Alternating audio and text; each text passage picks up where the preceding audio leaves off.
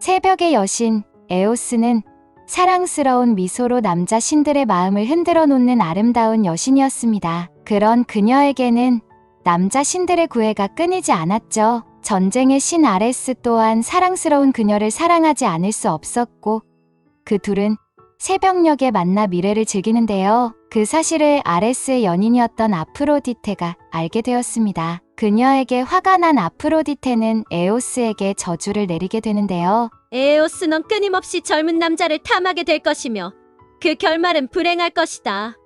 아프로디테의 저주를 받은 에오스는 매일 젊은 남자를 보며 사랑을 느끼게 됩니다. 그러던 어느 날 에오스가 지평선으로 떠오르는데 저 멀리 트로이의 왕자 티토노스에게 사랑을 느끼게 되고 에오스는 당장 그를 자신의 궁전으로 데려가 남편으로 삼았고 너무나 행복한 나날을 보내게 됩니다. 너무도 젊고 아름다운 남편을 보며 행복해하던 에오스는 문득 그가 인간이며 언젠가는 죽게 될 것을 걱정하게 됩니다. 그래서 제우스를 찾아가 간청하는데요. 제발 티토노스에게 영생의 삶을 허락해 주세요. 그 말을 들은 제우스는 고심 끝에 그녀가 너무 간절했기에 소원을 들어주기로 합니다. 그렇게 영생을 얻은 티토노스는 영원히 그녀와 행복한 삶을 살아가길 바랐는데요. 하지만 그들이 간과한 사실이 있었습니다. 인간인 티토노스는 늙어간다는 것을 말입니다. 시간이 지날수록 그의 젊고 탱탱했던 피부는 늘어지고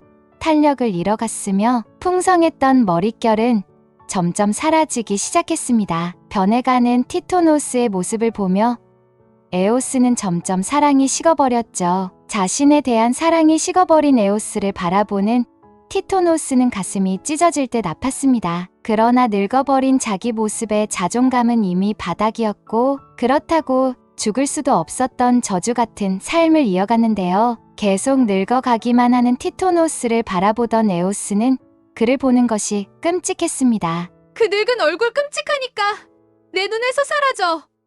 그렇게 에오스는 그를 돌로 만든 구석방에 가두어 버립니다. 감옥 같은 방에 갇힌 티토노스는 매일 그녀를 그리워하며 그녀의 이름을 울부짖었는데요. 에오스, 나의 사랑하는 에오스여. 그 모습을 불쌍하게 여긴 제우스는 티토노스가 빠져나올 수 있도록 작은 매미로 만들어 주었습니다. 하지만 티토노스는 그녀를 너무 사랑했던 것일까요? 그저 벽에 매달려 그녀의 이름을 부르며 울기만 했다고 합니다. 지금까지 여신의 사랑을 받아 영생을 얻은 티토노스의 슬픈 사랑 이야기였습니다. 감사합니다.